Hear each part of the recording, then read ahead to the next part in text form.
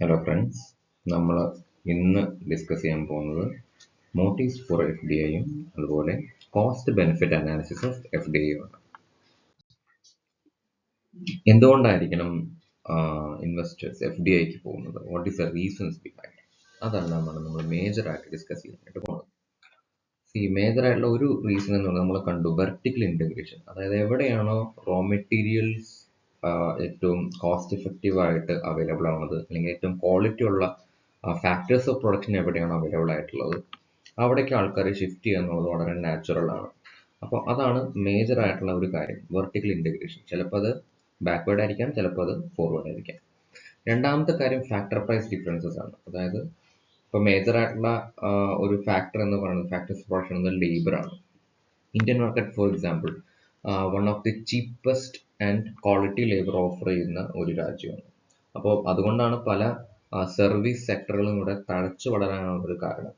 വളരെ cost effective ആയിട്ട് നമുക്ക് നല്ല ക്വാളിറ്റിയുള്ള ജോലി ഇവിടെ ചെയ്ത് കിട്ടുന്നതുകൊണ്ടാണ്. നമ്മുടെ BPU KPU എല്ലാം തഴച്ചു വളരാനുള്ള കാരണം അതാണ്. മൂന്നാമത്തെ ഒരു കാര്യം large domestic market. India again example, വളരെ പോപ്പുലേറ്റഡ് ആണ്, പോപ്പുലേഷൻ കൂടിക്കൊണ്ടേയിരിക്കുന്നു, കുറയുന്നില്ല. അപ്പോൾ ഇവിടെ എന്ത് ഉണ്ടാക്കിയാലും വിറ്റുപോകും. People are there to consume. അപ്പോൾ പലതരത്തിലുള്ള പ്രോഡക്ട്സ് ടെസ്റ്റ് ചെയ്യാനായിട്ട് പല ഇൻവെസ്റ്റേഴ്സും ഉപയോഗിക്കുന്ന ഒരു മാർക്കറ്റ് ഇവിടെയാണ്. Then technological know-how. പലപ്പോഴും നോളജ് ട്രാൻസ്ഫർ ചെയ്യുന്നത്, പുതിയ പുതിയ ടെക്നോളജികൾ പറയുന്നത് അത് പലപ്പോഴും ബുദ്ധിമുട്ടാണെന്നുണ്ടെങ്കിൽ ഏറ്റവും എളുപ്പം അത് അവിടെ പോയിട്ട് മേടിക്കുക എന്നുള്ളതാണ്. So start operations in an foreign country. അത് കഴിഞ്ഞിട്ട് ടെക്നോളജി അങ്ങോട്ടേക്ക് ട്രാൻസ്ഫർ ചെയ്യുക, അല്ലെങ്കിൽ ടെക്നോളജി അവിടെ നിന്ന് ഇങ്ങോട്ടേക്ക് കൊണ്ടുവരിക ചെയ്യുക. Then brand reputation.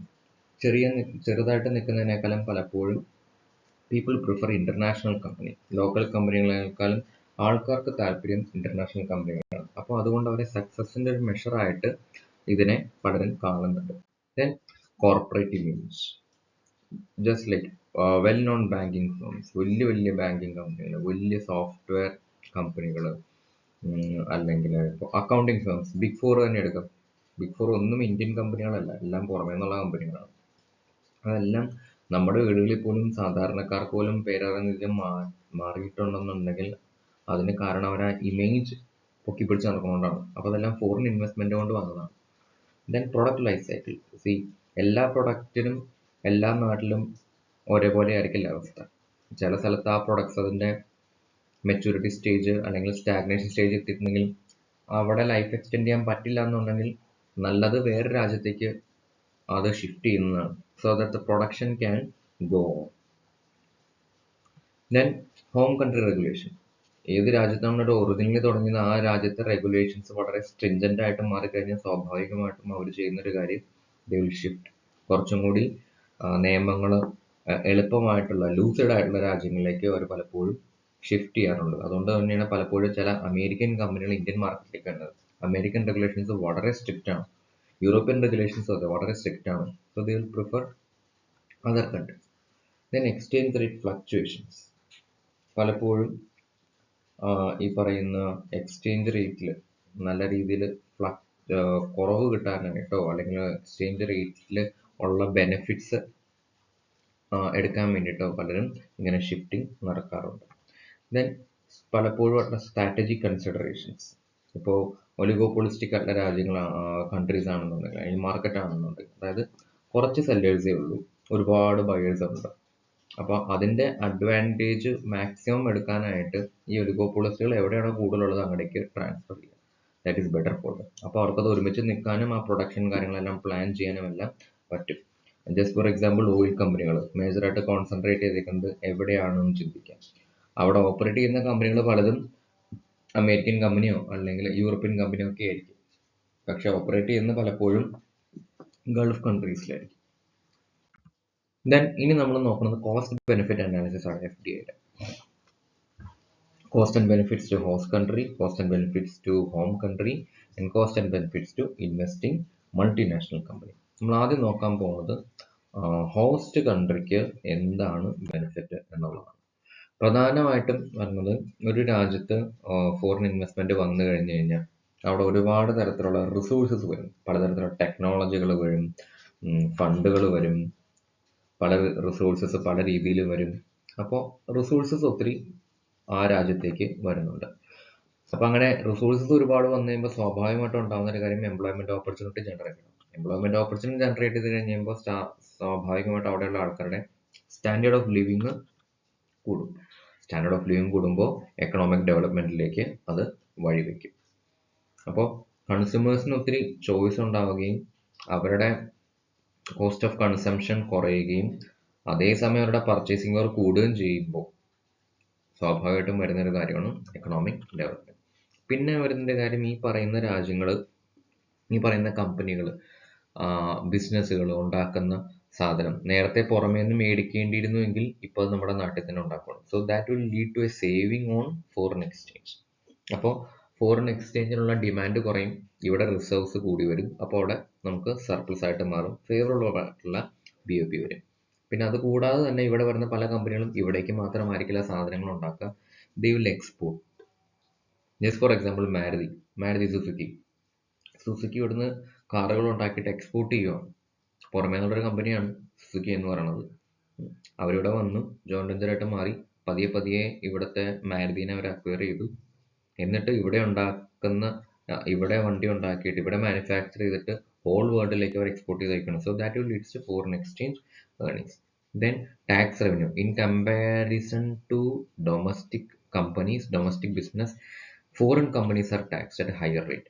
ഇവിടുത്തെ മാക്സിമം മാർജിൻ റേറ്റ് 33% ആണെന്നുണ്ടെങ്കിൽ on an average 40 to 42 point something ആണ് ഫോറിൻ കമ്പനികളുടെ ടാക്സ് റേറ്റ്. അപ്പോൾ അതുകൊണ്ട് സ്വാഭാവികമായിട്ട് നമുക്ക് ടാക്സ് റവന്യൂ നമ്മൾക്ക് കൂടുതൽ അവർ നേടിത്തരും. ദെൻ പക്ഷെ ഇതൊന്നും ഫ്രീ ആയിട്ടല്ല, there is A cost for the cost country. എന്തെല്ലാം കോസ്റ്റ് ആണ് അവർ ബെയർ ചെയ്യേണ്ടി വരുന്നത്? ഒന്നാമത്തത് ഇൻക്രീസ്ഡ് കോമ്പറ്റീഷൻ. കാരണം വരുന്ന കമ്പനികൾ ഹൈലി എഡ്ജ്ഡ് ആയിരിക്കും. they are capital intensive, they are technologically intensive, അവർ പല രീതിയിലും വളരെ വലുതായിരിക്കും. അപ്പോൾ ഇവിടെയുള്ള സാധാരണക്കാരായിട്ടുള്ള ഡൊമസ്റ്റിക് ഇൻഡസ്ട്രീസിന്, ഡൊമസ്റ്റിക് കമ്പനികൾക്കൊന്നും ഇവരുടെ കോമ്പറ്റീഷൻ വീഡ് ഔട്ട് ചെയ്ത് നിൽക്കാനായിട്ട് പറ്റുമെന്ന് യാതൊരു ഉറപ്പുമില്ല. പലപ്പോഴും അത് എംപ്ലോയ്മെന്റിനെ നെഗറ്റീവായിട്ട് അഫക്റ്റ് ചെയ്യും. കാരണം they R focusing on efficiency. അപ്പോൾ എഫിഷ്യൻസി ഉള്ള ഒരു കാര്യം ചെയ്യണമെന്നുണ്ടെങ്കിൽ they should have technology and machinery. അപ്പോൾ പരമാവധി പ്രോസസ് ഡ്രിവൺ ആയിട്ടുള്ള കമ്പനികളായിരിക്കും വരിക. ലേബർ ഇൻറ്റൻസീവ് ആയിട്ടുള്ള കാര്യങ്ങളായിരിക്കണമെന്ന് യാതൊരു നിർബന്ധങ്ങളുമില്ല.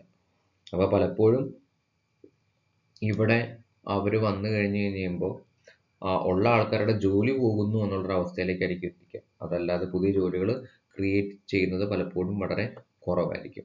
ദെൻ നെഗറ്റീവ് BOPയിലേക്ക് മാറും. അത് രണ്ട് റീസൺ കൊണ്ടാണ്. ഒന്ന്, അവരുടെ ഉണ്ടാക്കുന്ന പ്രോഫിറ്റ് തിരിച്ച് റീപാട്രിയേറ്റ് ചെയ്യുമ്പോൾ, ഡിവിഡൻഡ് തിരിച്ചു കൊടുക്കുമ്പോൾ ഉള്ള റീപാട്രിയേഷൻ. രണ്ട്, ഈ പറയുന്ന കമ്പനികൾ അവരുടെ പാരന്റ് കമ്പനിയിൽ നിന്ന് പല സാധനങ്ങളും ഇമ്പോർട്ട് ചെയ്തിട്ടായിരിക്കും ഇവിടെ ഉപയോഗിക്കുന്നത്. അപ്പോൾ again the demand for foreign currency will increase rather than decrease. Then പലപ്പോഴും ഈ പറയുന്ന കമ്പനികൾ അല്ലെങ്കിൽ ബിസിനസ്സുകൾ മൊണോപോളിസ്റ്റിക് ടെൻഡൻസികൾ ഉണ്ടാക്കാറുണ്ട്. മൊണോപോളിസ്റ്റിക് ടെൻഡൻസികൾ മാത്രമല്ല, പലപ്പോഴും പൊളിറ്റീഷ്യൻസിനെ എല്ലാം ഇൻഫ്ലുവൻസ് ചെയ്യാൻ തക്ക പവർഫുൾ ആയിട്ട് പലപ്പോഴും അവർ മാറാറുണ്ട്. അത് in turn that will lead to threat to sovereignty.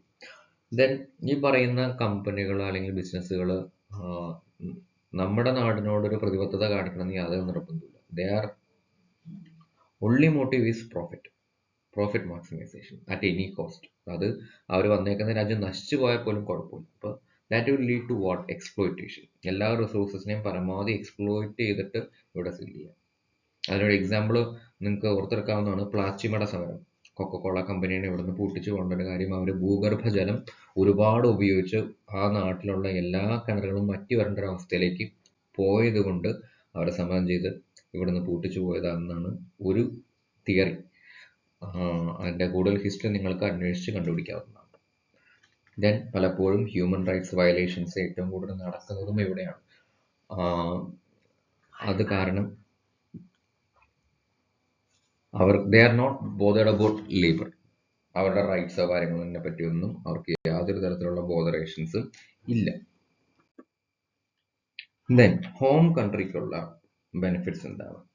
Home കൺട്രിക്കുള്ള ബെനിഫിറ്റ്സ് എന്താണെന്ന് വെച്ചാൽ, ഈ പറയുന്ന കമ്പനികൾ പുറത്തു പോയിട്ട് വർക്ക് ചെയ്യുമ്പോൾ അവരവിടെ ഉണ്ടാക്കുന്ന പ്രോഫിറ്റിന്റെ കുറച്ച് പെർസെൻറ്റേജ് എങ്കിലും ഇങ്ങടേക്ക് തിരിച്ചയക്കും. So that will leads to foreign currency reserves. അപ്പോൾ അത് മാത്രമല്ല, പലപ്പോഴും ഇവിടെ നിന്നുള്ള ടെക്നോളജി അങ്ങടേക്ക് കൊണ്ടുപോയിട്ടായിരിക്കും അവർ വർക്ക് ചെയ്യുക. So that will leads to increase in export. Machinery മാത്രമല്ല, പലതരത്തിലുള്ള ടെക്നോളജികളെല്ലാം അവർ ഇവിടെ നിന്ന് എക്സ്പോർട്ട് ചെയ്ത് കൊണ്ടുപോകും ഹോം കൺട്രിയിൽ നിന്ന്. അപ്പോൾ അങ്ങനെ വരുമ്പോൾ ഹോം കൺട്രിക്ക് എക്സ്പോർട്ട് ചെയ്യാനുള്ള ഒരു ഓഫർ കൂടി അവിടെ ഉണ്ടാകും. ദെൻ ഇൻഡസ്ട്രിയൽ ആക്ടിവിറ്റി അവർ എൻഹാൻസ് ചെയ്യുന്നു. കാരണം ഇവിടെ ആ ഇൻഡസ്ട്രിയെ സപ്പോർട്ട് ചെയ്യണമെങ്കിൽ, ആ കമ്പനിയെ സപ്പോർട്ട് ചെയ്യാനായിട്ട് ഇവിടെയുള്ള ഇൻഡസ്ട്രികളെ കുറിച്ച് വളരേണ്ടി വരും. പലപ്പോഴും ദേ വിൽ പ്രിഫർ അവരുടെ factors of production should come from the home country. അപ്പോൾ അങ്ങനെ വന്നു കഴിയുമ്പോൾ ഇവിടെയുള്ള അവരുടെ ഹോം കൺട്രിയിലുള്ള ബിസിനസ്സുകൾ കുറച്ചും കൂടി ഫ്ലറിഷ്ഡ് ആവും. അവിടെ അവരുടെ എംപ്ലോയ്മെൻറ്റ് ഓപ്പർച്യൂണിറ്റി എല്ലാം കൂടും, ആൾക്കാർ കുറച്ചും കൂടി മെച്ചപ്പെട്ടതായിട്ട് മാറും. Then reverse resource transfer. ഇപ്പോൾ ചെന്ന് പെട്ടെന്ന രാജ്യത്ത് കുറച്ചും കൂടി ബെറ്റർ ആയിട്ടുള്ള റിസോഴ്സസ് ഉണ്ടെന്നുണ്ടെങ്കിൽ, അല്ലെങ്കിൽ ടെക്നോളജികൾ ഉണ്ടെന്നുണ്ടെങ്കിൽ, ആ റിസോഴ്സസ് എല്ലാം അവരവരുടെ ഹോം കൺട്രിയിലേക്ക് ട്രാൻസ്ഫർ ചെയ്യും. അങ്ങനെയും പലപ്പോഴും സംഭവിക്കാറുണ്ട്. ദെൻ സ്കിൽസ് ട്രാൻസ്ഫർ ചെയ്യുന്നത്, so that they can earn more money. നല്ല ടെക്നോളജിക്കലി ബ്രില്യൻ്റ് ആയിട്ടുള്ള ആൾക്കാർ, സ്കിൽഡ് ആയിട്ടുള്ള ആൾക്കാർ വന്നിട്ടുണ്ടെങ്കിൽ അവരെന്ത് ചെയ്യുന്നു വെച്ചാൽ അവരെ അവരുടെ ഹോം കൺട്രിയിലേക്ക് അയക്കും. So that they can have efficiency of production. ഏറ്റവും കോസ്റ്റ് ഇഫക്റ്റീവ് ആയിട്ട് വളരെ സ്കിൽഡ് ആയിട്ടുള്ള ആൾക്കാരെ ഇവിടുന്ന് ഹയർ ചെയ്തിട്ട് അവർ അവരുടെ ഹോം കൺട്രിയിലേക്ക് അയക്കും. അപ്പോൾ ഇൻ ഇഫക്റ്റ് എന്ത് പറ്റും, ഇവിടുന്ന് ബ്രെയിൻ ഡ്രെയിൻ ഉണ്ടാവും, കുറഞ്ഞ ചെലവിൽ നല്ല ആൾക്കാരെ ഇവിടുന്ന് അവർ ട്രാൻസ്ഫർ ചെയ്ത് അങ്ങടേക്ക് കൊണ്ടുപോവുകയും ചെയ്യും. ദെൻ ഇതിന് ചില കോസ്റ്റ് ഉണ്ട്. കാരണം ഈ ഹോം കൺട്രിയിലുള്ള കമ്പനി അവരുടെ രാജ്യത്ത് നിന്ന് പുറത്തേക്ക് പോകണമെന്നുണ്ടെങ്കിൽ that will obviously lead to loss of local employment.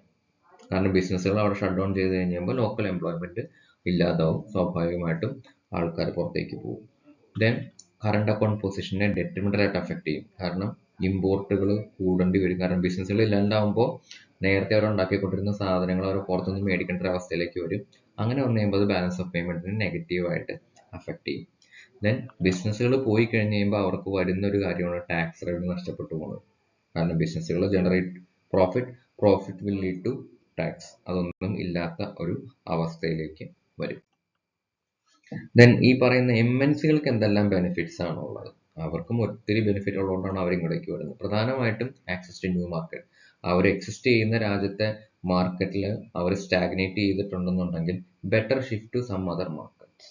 അപ്പോൾ ഈ ഫോറിൻ ഇൻവെസ്റ്റ്മെന്റ് വഴി അവർക്ക് പുതിയ മേച്ചിൽപ്പുറങ്ങൾ തേടി പോകാനായിട്ട് പറ്റും. ദെൻ പുതിയ രാജ്യങ്ങളിൽ ചെല്ലുമ്പോഴായിരിക്കും പുതിയ ടൈപ്പ് ഓഫ് റിസോഴ്സസ് കാണുക, പുതിയ ടൈപ്പ് ഓഫ് ബിസിനസ്സുകൾ കാണുക, പുതിയ കൾച്ചറുകൾ കാണുക. അപ്പോൾ പുതിയ ഐഡിയാസും പുതിയ റിസോഴ്സസ് എല്ലാം അവർക്ക് അവിടെ ഉപയോഗിക്കാനായിട്ടും ആക്സസ് ചെയ്യാനായിട്ടും പറ്റും. ദെൻ പലപ്പോഴും പുറം രാജ്യങ്ങളിലേക്ക് പോകുന്നത് കൊണ്ട് ഈ മൾട്ടിനാഷണൽ കമ്പനികൾക്ക് ഒരു benefit, they will get their factors of production at a very low cost.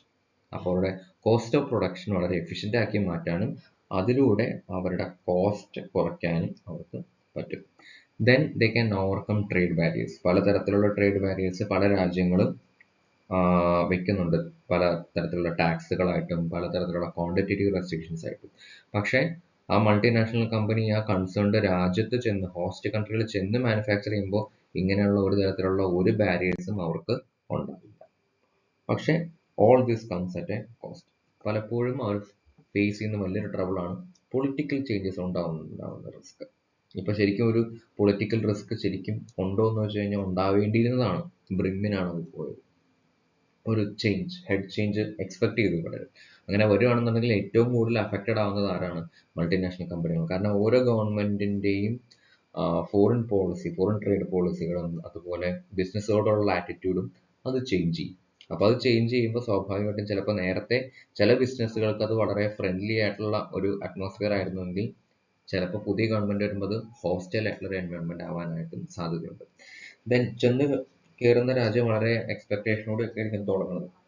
Capital ഏജൻസിയോടെ തുടങ്ങിക്കഴിഞ്ഞ് കഴിയുമ്പോൾ ചിലപ്പോൾ അത് അവർ ഉദ്ദേശിക്കുന്ന രീതിയിൽ പ്രൊഡക്ഷൻ ചെയ്യാനായിട്ട് പറ്റിയില്ല എന്നുണ്ടെങ്കിൽ that will lead to non viability. Economic non viability വന്നു കഴിഞ്ഞ് കഴിഞ്ഞാൽ വളരെ ബുദ്ധിമുട്ടാണ്. ദെൻ പലപ്പോഴും പല പ്രൈവറ്റ് കമ്പനികളും പല രാജ്യത്തേക്കും പോവാൻ മടിക്കുന്നതിനൊരു കാരണം ത്രെട്ട് ഓഫ് നാഷണലൈസേഷൻ ആണ്. ഗവൺമെന്റിന്റെ സിംഗിൾ ഓർഡർ മതി ഒരു കമ്പനിയെ സ്വന്തമാക്കി എടുക്കാനായിട്ട്. They can simply take it. അപ്പോൾ government owns everything in any country. അപ്പോൾ അവര് അത് എടുത്തുകൊണ്ട് പോകാനായിട്ട് ശ്രമിക്കാനുള്ള സാധ്യത വളരെ കൂടുതലാണ്. അങ്ങനെ ഒരു നാഷണലൈസേഷൻ നമ്മുടെ ബാങ്കിങ് സെക്ടറിലൊക്കെ നടന്നതാണ്. ഇപ്പോൾ ഇത് തിരിച്ചു നടന്നുകൊണ്ടിരിക്കുകയാണ്. ദെൻ കമ്പൽസറി ലോക്കൽ സോഴ്സിങ് നമ്മുടെ രാജ്യത്ത് എൻഷുർ ചെയ്തേക്കുന്ന ഒരു കാര്യമാണ്. ഇവിടെ ഒരു സാധനം മാനുഫാക്ചർ ചെയ്യുന്നുണ്ടെങ്കിൽ മാക്സിമം ഇവിടെ നിന്നുള്ള കമ്പോണൻസ് ഉപയോഗിക്കാനായിട്ടുള്ള നിയമം ഇവിടെ വന്നിട്ടുണ്ട് അല്ലെ. മേക്ക് ഇൻ ഇന്ത്യ എന്ന് പറയുന്ന ഒരു കോൺസെപ്റ്റിന്റെ ഭാഗമായിട്ട്. അപ്പോൾ ആ കമ്പൽസറി ലോക്കൽ സോഴ്സിങ് പലപ്പോഴും അവരുടെ പ്രോസസ്സിനെ അത് ഡെട്രിമെന്റൽ ആയിട്ട് അഫക്ട് ചെയ്യും. അവരുടെ കോസ്റ്റ് പലപ്പോഴും കൂട്ടാനുള്ള സാധ്യത ഉണ്ട്. Then high tax rates domestic industry വെച്ച് നോക്കുമ്പോൾ, ഡൊമസ്റ്റിക് കമ്പനികളെ വെച്ച് നോക്കുമ്പോൾ they are being taxed at a very high rate. നമ്മൾ നേരത്തെ പറഞ്ഞൊരു കാര്യമാണ്. ദെൻ റീപാട്രിയേഷൻ റെസ്ട്രിക്ഷൻസ് ഉണ്ട്. നിങ്ങൾ ഡിവിഡൻഡ് ഒക്കെ പേ ചെയ്തു, പക്ഷേ നിങ്ങൾക്ക് തോന്നും പോലെ അങ്ങ് പേ ചെയ്യാനായിട്ട് പറ്റത്തില്ല. There are some restrictions. ഇവിടെ വന്ന് ഇൻവെസ്റ്റ് ചെയ്ത് കഴിഞ്ഞ് കഴിഞ്ഞാൽ you have to spend the maximum here and not back to your country. Then exchange rate exposure. കാരണം ഇവിടെ നിന്നുള്ള കാര്യങ്ങൾ നിങ്ങൾ ട്രാൻസ്ഫർ ചെയ്യുകയാണെന്നുണ്ടെങ്കിൽ, കറൻസി ട്രാൻസ്ഫർ ചെയ്യണമെന്നുണ്ടെങ്കിൽ സ്വാഭാവികമായിട്ടും നിങ്ങൾക്ക് എക്സ്ചേഞ്ച് റേറ്റ് എക്സ്പോഷർ ഉറപ്പായിട്ടും ഉണ്ടായിരിക്കും. അപ്പോൾ നമ്മൾ ഇന്ന് ഡിസ്കസ് ചെയ്തത് cost and benefits to home country, host country and investing multinational company with respect to FDI. Okay, thank you.